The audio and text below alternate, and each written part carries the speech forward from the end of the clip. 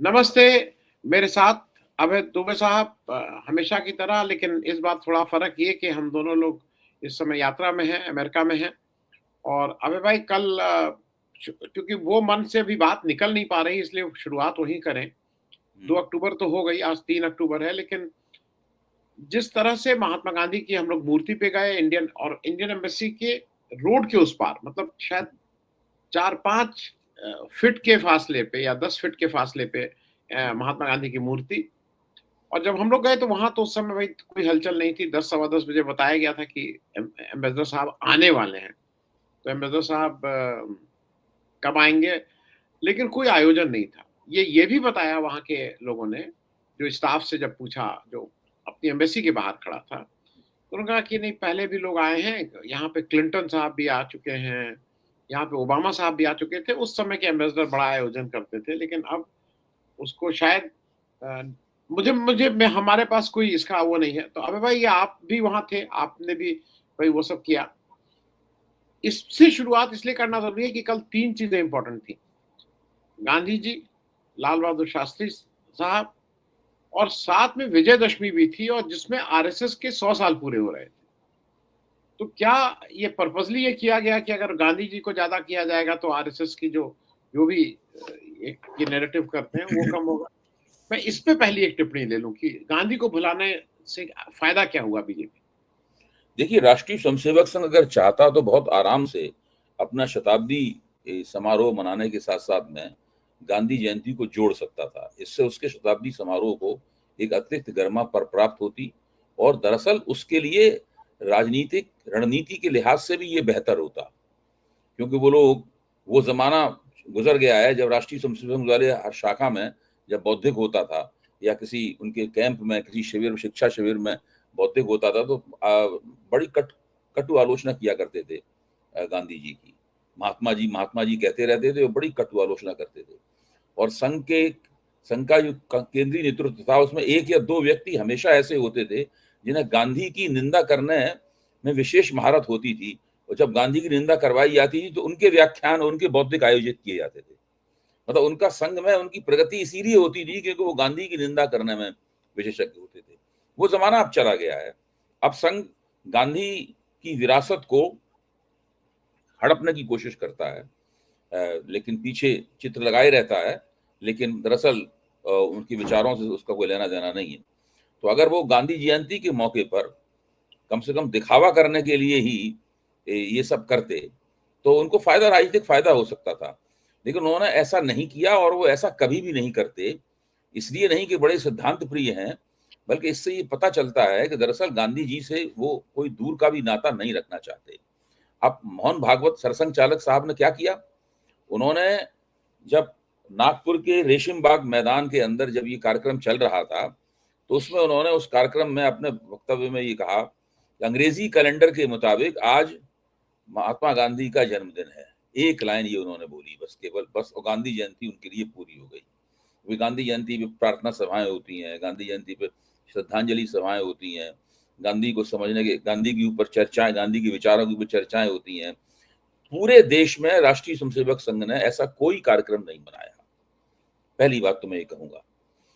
दूसरी बात मैं ये कहूँगा कि जो संघ की सरकार चल रही है नरेंद्र मोदी के नेतृत्व में देश में, उन्होंने एक सिक्का जारी किया और उस सिक्के के ऊपर उन्होंने भारत माता को भगवा झंडा लिए हुए दिखाया गया है उस सिक्के पे और उसमें संघ के कुछ लोग प्रणाम कर रहे हैं भगवा झंडे को। अब तिरंगा झंडा भारत माता को देने की बजाय भगवा झंडा भारत माता को दिया गया। ये भारत सरकार ने सिक्का जारी किया है। ये राष्ट्रीय स्वयंसेवक संघ ने सिक्का जारी नहीं किया है। अब देखिए तिरंगे के प्रति इन लोगों की जो कटुता है और तिरंगे के प्रति जो इन लोगों का तिरस्कार है ये जग जाहिर है।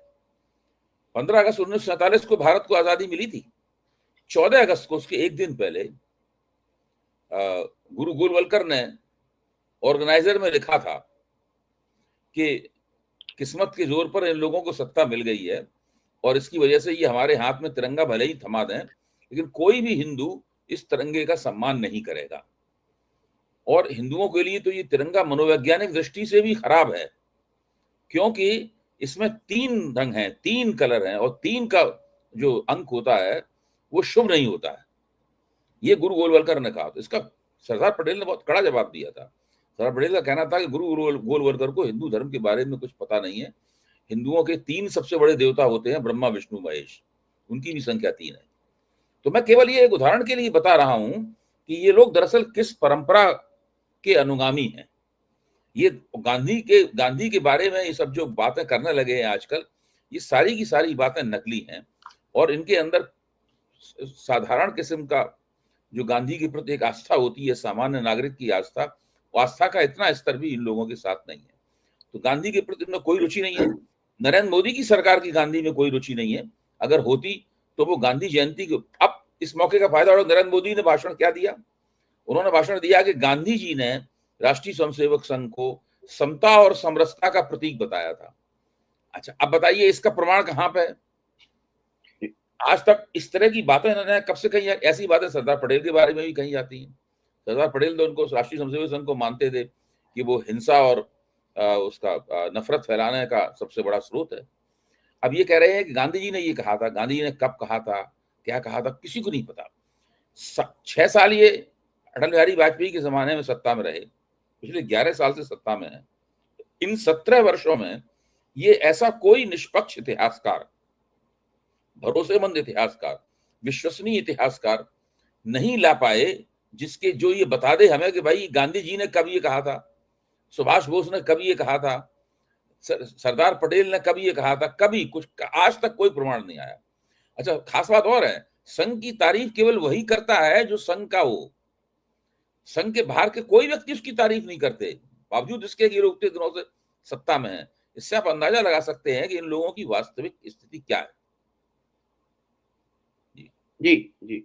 मैं अबे भाई एक और इम्पोर्टेंट चीज़ है वो, और वो इसलिए मैं उसको फिर से लाना चाहता हूँ कि लोग एकदम से भूल गए। सोनम वांगचुक को भूलना मेरे ख्याल में देश को भारी पड़ेगा, और एक वो सारे जो सिविल राइट्स मूवमेंट हैं, जो ये याद दिलाते रहेंगे बार-बार कि बीजेपी किस तरह से झूठ बोल-बोल के, ठीक झूठ बोल के भोले-भाले लोगों को ठगती रही है।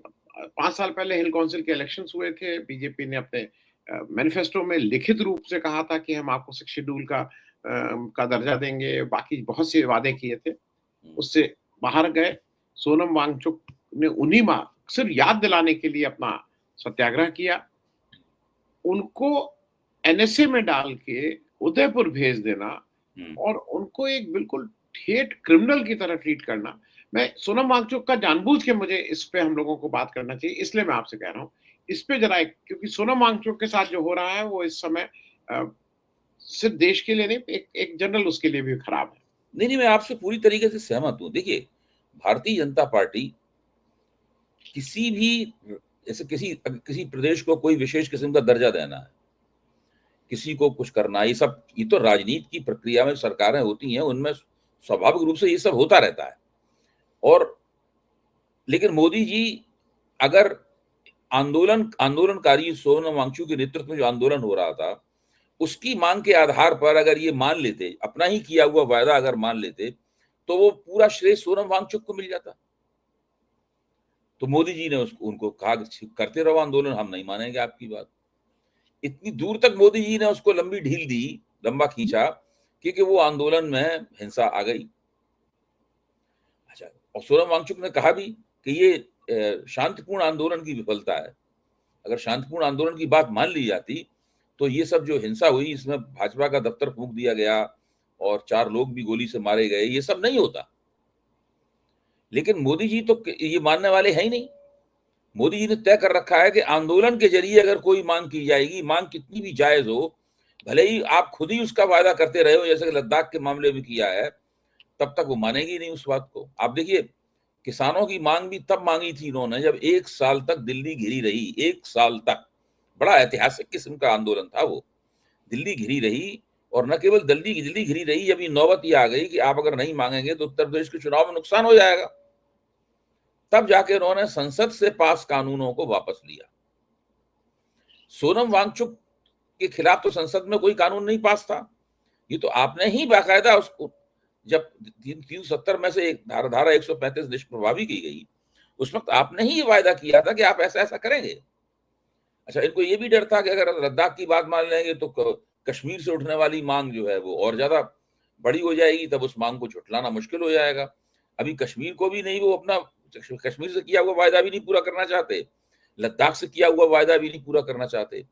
फिर दूसरे, नेपाल, श्रीलंका और बांग्लादेश में जो जनरेशन जी ने जो किया है, उसके उसकी रोशनी में जब इन्होंने देखा कि लद्दाख की जनरेशन जी ने, उसी तरह के नौजवानों ने भारतीय जनता पार्टी का दफ्तर फूंक दिया, तब तो अमित शाह ने सोचा होगा कि अब तो कुछ बड़ा करना जरूरी है इसके प्रतिकार में, इसका बदला लेना जरूरी है। अमित शाह तो बदले की भाषा बोलते हैं, बदले की भाषा जानते हैं।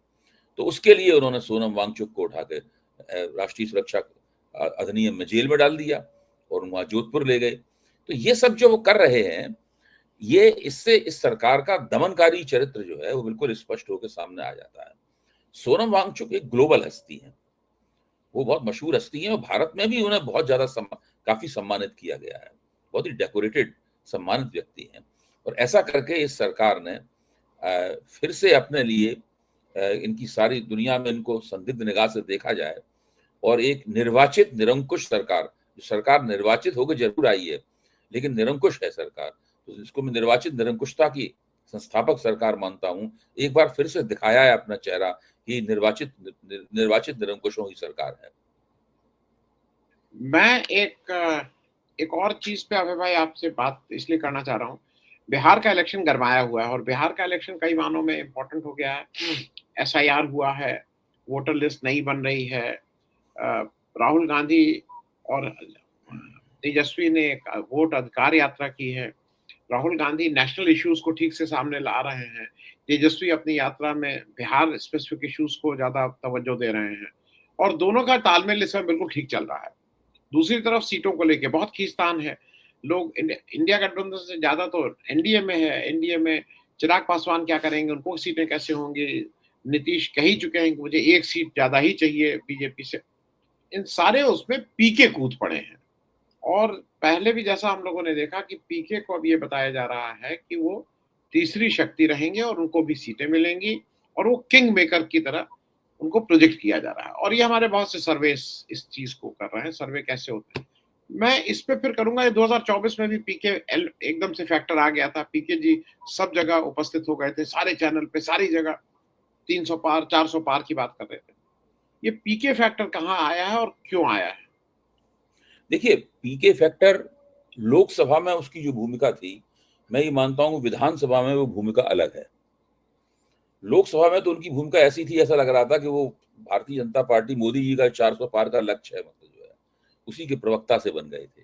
तो उनको उनकी साख भी गिरी, उनका नुकसान भी हुआ। उनकी जो छवि थी कि वो बड़े कुशल चुनाव प्रबंधक हैं, तो जाहिर है कि चुनाव प्रबंधक जब ये नहीं देख पा रहा था कि नरेंद्र मोदी बहुमत खोने के लिए जा रहे हैं, उनकी सीटें 250 के आसपास जा रही हैं और वो वही बात कह रहा था जो मोदी जी कह रहे हैं, तो उनका नुकसान होना स्वाभाविक था। लेकिन मेरे ख्याल से उससे उन्होंने सबक सीखा है। इस वक्त प्रशांत किशोर जी को दिखाई पड़ रहा है बिहार में कि नीतीश सरकार के खिलाफ काफी एंटी इनकम्बेंसी है। मेरे ख्याल से उन्हें यकीन हो रहा है कि ये सरकार चुनाव हार जाएगी, तो वो ऐसा कोई भी काम नहीं करना चाहते जिससे वो इस सरकार के पक्ष में और एनडीए के साथ में दिखाई पड़े। तो वो बड़ा तगड़ा हमला कर रहे हैं। पहले उन्होंने अशोक चौधरी पे हमला किया, इसका जवाब नहीं है अशोक चौधरी के पास में और उनके समर्थकों के पास में, नीतीश कुमार के पास में, भाजपा के पास में जवाब नहीं है। फिर सम्राट चौधरी की तो उन्होंने धज्जियां उड़ा दी। उन्होंने कहा हर बार नाम बदलते हैं, इन्हें खुद ही नहीं पता है इनके पास कौन सी डिग्री है। कभी कहते हैं हम यहाँ तक पढ़े हैं, कभी कहते हैं यहाँ तक पढ़े हैं। जो आदमी 7वीं तक पढ़ा है फिर अचानक वो डॉक्टर ऑफ लिटरेचर हो जाता है, ये सब क्या मतलब? पूरा का पूरा इनका डिग्री का मामला फर्जी बाड़ा है और ये सब होता है। और हत्या के मुकदमे हैं उनके ऊपर, दिलीप जायसवाल के ऊपर हत्या के मुकदमे हैं। तो ये सब बता के स्थिति उन्होंने ये कर दी है कि इस वक्त एनडीए के पास साख वाला कोई नेता नहीं है। जो कुछ साख वाले अगर कोई नेता हैं जिनकी साख गिर रही है, बुढ़ापे की वजह से, बीमारी की वजह से, लंबे अरसे से मुख्यमंत्री बने हुए हैं, तो इस वक्त सबसे ज्यादा साख वाले नेता नीतीश कुमार ही रह गए हैं, जिनकी साख पहले के मुकाबले घट के 25% रह गई है, सर्वे में भी दिखाई पड़ती है। तो एनडीए एक तरह से नेतृत्वहीन स्थिति में है बिहार में। और प्रशांत किशोर ने जो आरोपों के गोले दागे हैं, जिनका कोई जवाब नहीं दे पाए वो लोग अभी तक, तो वो स्थिति है। और देखिए, प्रशांत किशोर अघोषित रूप से महागठबंधन के साथ में एक समझदारी कायम करना चाहते हैं। इसलिए उन्होंने एक बहुत महत्वपूर्ण वक्तव्य दिया है। उन्होंने प्रस्ताव रखा है कि जहां महागठबंधन का मुसलमान उम्मीदवार होगा, मैं उसके मुकाबले मुसलमान नहीं खड़ा करूंगा, और मैं उम्मीद करता हूं कि वो भी अपनी तरफ से यही रवैया अपनाएं। अच्छा, अब आप देखिए, ये वक्तव्य उन्होंने दिया है, जबकि पहले वो काफी तेजस्वी यादव, लालू यादव वगैरह इन सब के ऊपर बहुत ही कठोर टिप्पणियां किया करते थे। अब उन्होंने इन टिप्पणियों करना भी बंद कर दिया है, क्योंकि वो समझ, अच्छा वो जाहिर है कि महागठबंधन से उनका गठजोड़ तो होगा नहीं, लेकिन इसके बावजूद भी वो महागठबंधन की दाईं तरफ रहना चाहते हैं, बाईं तरफ नहीं जाना चाहते। और वो महागठबंधन के साथ में कुछ इस तरह का एक दोस्ताना तालमेल निकालना चाहते हैं। सब सीटों पर ना सही, लेकिन कुछ सीटों पर जरूर निकालना चाहते हैं, यानी मुसलमानों वाली सीटों पर तो उन्होंने ये प्रस्ताव रख ही दिया है एक तरह से। तो मैं ये मानता हूं कि पीके की भूमिका लोकसभा के मुकाबले बदली हुई है, और पीके को साफ दिख रहा है कि बिहार में सत्ता परिवर्तन होने वाला है। इसलिए वो उनके साथ नहीं रहना चाहते जो बाहर का रास्ता चुनाव मतदाता जिन्हें दिखाएंगे। तो मुझे इस वक्त पीके की भूमिका तो इस प्रकार की लग रही है। जी। मैं अबे भाई, मुझे उसमें एक चीज और दिखाई दे रही है, जो बीजेपी का पेट वो है कि किसी तरह से हिंदू मुस्लिम करो और बैकलैश करके हिंदुओं को कंसोलिडेट करो। पीके उस रोल को निभाना चाह रहे हैं, क्योंकि ये तो किसी ने कहा नहीं, आप मुसलमान मुसलमान की बात क्यों कर रहे हैं? क्या आरजेडी ने आपसे कहा? और अगर पीके मुसलमानों के प्रति इतने ही संवेदनशील हैं, तो पीके को ये कहना चाहिए कि जहां पे जेडीयू भी मुसलमान देगी तो मैं नहीं खड़ा करूंगा। अगर आप अपने को मुसलमानों के हिमायती के रूप में पेश करना चाहते हैं, बीजेपी तो टिकट नहीं देती है, लेकिन अगर जेडीयू, चिराग पासवान, कोई भी पार्टी अगर खड़ा करेगा, ये सब मैं इस पे एक छोटी टिप्पणी चाहूंगा, क्योंकि ये थोड़ा हो सकता है। दोगला। देखिए, अभी हम सब लोग जो वहां घटनाएं चल रही हैं, तो हम लोग अपने अपने तरीके से उन घटनाओं का तात्पर्य निरूपण कर रहे हैं, यानी मतलब निकालने की कोशिश कर रहे हैं, डिकोड करने की कोशिश कर रहे हैं। तो एक घटना के कई पहलू होते हैं, एक पहलू मैंने पकड़ा है, एक पहलू आपने पकड़ा है, और भी कुछ पहलू होंगे, हम लोग उन पर विचार करेंगे तो अन्य पहलू भी खुलकर सामने आ जाएंगे। लेकिन मुझे लगता है कि जो लोकसभा में उन्होंने किया है, इस बार खुद उनकी भूमिका उससे भिन्न दिखाई पड़ रही है। अब उसको पूरी तरह समझना और उसके सारे मतलब निकाल लेना, ये अभी बाकी है। जी। अब मैं जरा आ जाऊं इसलिए क्योंकि हम सब लोग इस समय हम विदेश में हैं। मैं एक अपनी बात और एक राहुल गांधी की बात करेंगे। पहले अपनी बात ये कर लें, आप भी बहुत लोगों से मिल रहे हैं, मैं भी मिल रहा हूँ, हम एक फॉर्मल कॉन्फ्रेंस में बात कर रहे हैं, हम फॉर्मल डायलॉग कर रहे हैं, और एक इनफॉर्मली लोग मिलते हैं, आते हैं कहीं, आपसे भाई आप कहाँ से आए हैं, ये हैं, उसमें सब तरह के लोग मिल रहे हैं। मैं एक चीज सिर्फ इसलिए जानना चाह रहा हूँ कि एनर्जी जो हम लोग बार बार कह रहे थे ना कि बार बार टैरिफ लग रहा है, यूएसए इंसिस्ट कर रहा है कि आप रशिया से तेल मत खरीदिए, तो कल परसों एक अजीब दिलचस्प बात समझ में आई, और उनकी बात बहुत कन्विंसिंग थी। वो ये कह रहे थे कि साहब देखिए, ऐसा है, जब हम लोग, आप भी थे, हम सब लोगों का कहना था कि चीन भी खरीद रहा है, यूरोप भी खरीद रहा है, आप हमारे पीछे क्यों पड़े हैं? तो उनका बहुत स्पष्ट इस पे एक्सप्लेनेशन था जी। कि चीन खरीद रहा है, अपने लोगों को एक सस्ता तेल दे रहा है, यूरोप खरीद रहा है, अपने लोगों को सस्ती गैस दे रहा है। आप अकेली एक ऐसी कंट्री हैं जो सस्ता तेल खरीद के पूरा तेल आप बेच दे रहे हैं, और आप कमा रहे हैं, और आपके सहयोगी जो एक दो आपके सहयोगी जो उद्योग मतलब अंबानी जी और अडानी जी हैं, क्रोनी कैपिटलिस्ट जो हैं। हाँ, क्रोनी कैपिटलिस्ट हैं, उनको आप कमा रहे हैं। देश की जनता को कुछ मिल नहीं रहा है। तो इसमें कोई अगर टैरिफ लग भी रहा है इस पे, तो इसमें आप इसको कैसे जस्टिफाई? और मैं इस पे आपकी एक टिप्पणी चाहूंगा, क्योंकि हमारे पास भी इसका कोई आंसर नहीं था। मैं ईमानदारी से बताऊं, हम वो बाकी सब कुछ कहे कि आप देश का अपमान, ये सब कुछ कहे, लेकिन जो शुद्ध उनका था कि देश की जनता के लिए नहीं, ये तो आप चंद एक या दो लोगों के लिए काम कर रहे हैं। मैं इस पे एक टिप्पणी करता देखिए, ये तो एक बहुत बड़ा स्कैंडल है। जो लोग देश का अपमान वगैरह इस प्रकार की फ्रिवलस किस्म की बातें करते हैं, उनको एक कान सुन के दूसरी से निकाल देना चाहिए। ऐसे लोग चर्चा के योग्य भी, ऐसे लोगों को मैं चर्चा के योग्य भी नहीं मानता हूँ। यानी आप चर्चा को ही दबाना चाहते हैं देश के नाम पर, आप समीक्षा को दबाना चाहते हैं, आप आलोचना को दबाना चाहते हैं, आप चाहते हैं कि हर व्यक्ति वही मतलब हर घटना का समझे जो सरकार समझाना चाहती है, अपने दिमाग का इस्तेमाल ना करे। सरकार ने बता दिया है, उसी मतलब को आप दोहराते रहें, ढोल मजीरे लेके उसके इर्द गिर्द आप डांस करते रहें। तो उन लोगों की तो कोई बात है नहीं। अब प्रश्न इस बात का है कि आपने रूस से सस्ता तेल लिया, आपने रिलायंस को दे दिया सस्ता तेल, बड़े पैमाने पर, आपने इंडियन ऑयल कॉर्पोरेशन को दे दिया। इंडियन ऑयल कॉर्पोरेशन को भी बहुत ज्यादा उसका फायदा हुआ, और रिलायंस ने उस सस्ते तेल को अपनी रिफाइनरी में उसको परिशुद्ध किया, उसको उसका प्यूरिफिकेशन किया और उसको यूरोप को बेच दिया उल्टा।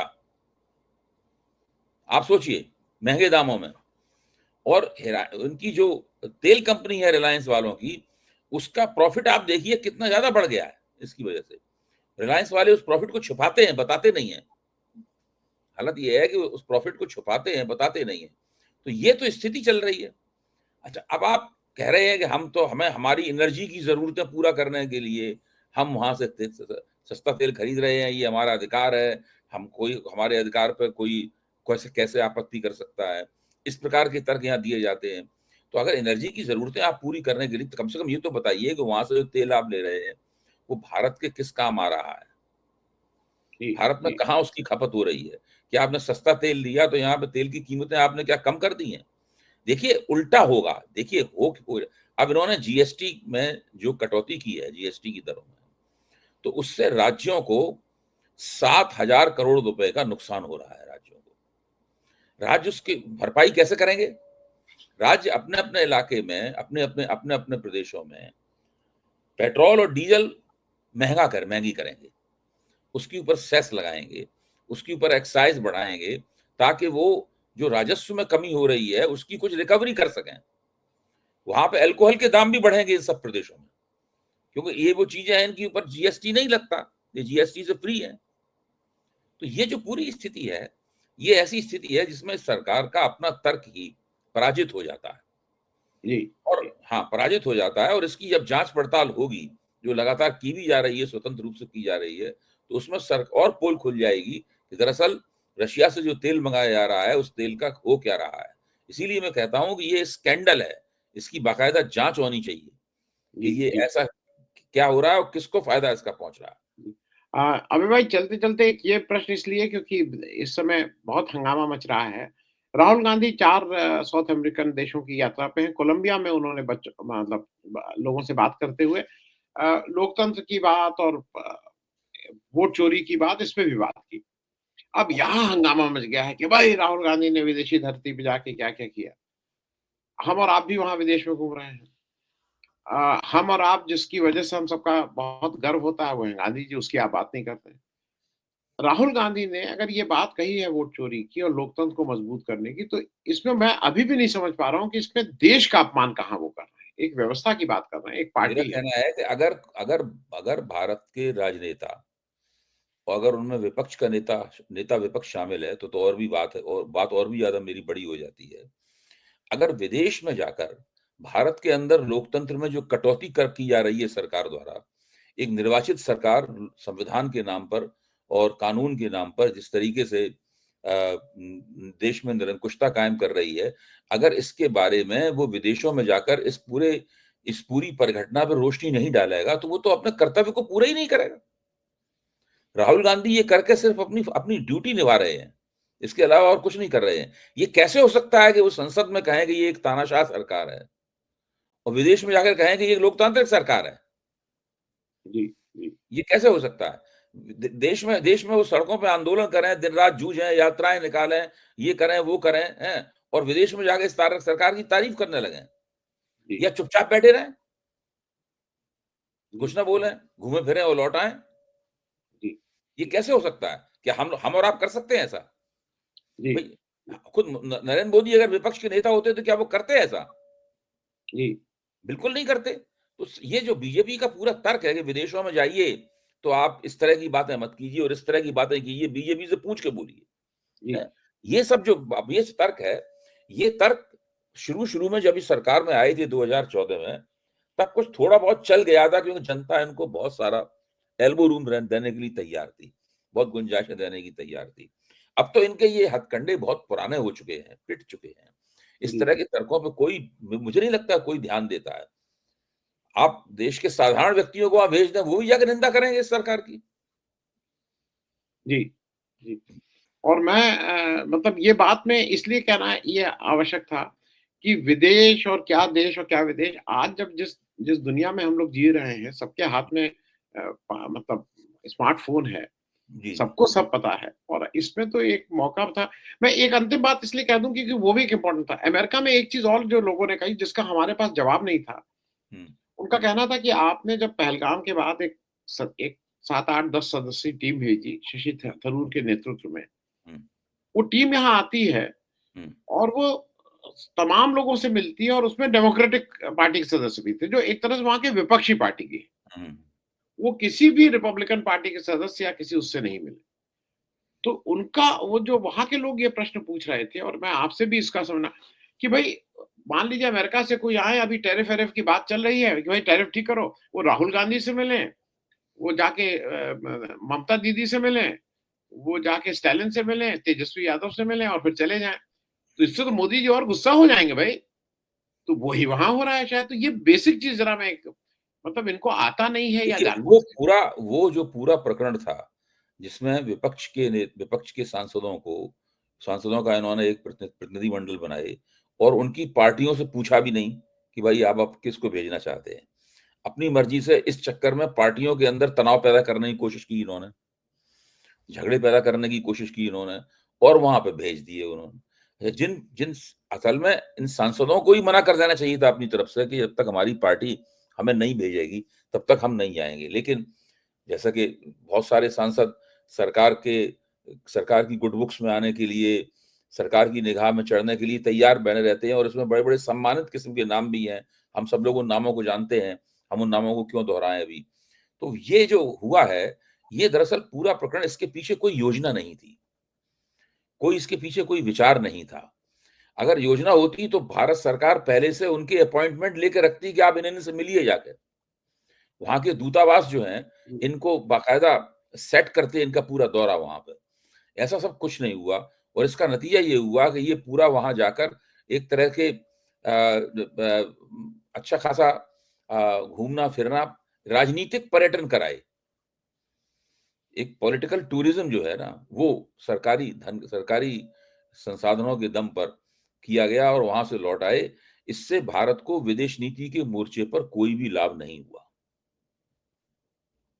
जी। चलिए अब भाई आज के लिए इतना ही और बहुत-बहुत धन्यवाद और यात्रा पे हम दोनों लोग हैं। मुझे लगता है कि इसमें कुछ पॉज़िटिव निकले, कुछ जी, सकारात्मक हो, इसी आशा के साथ। Thank you so much. बहुत-बहुत धन्यवाद। नमस्कार।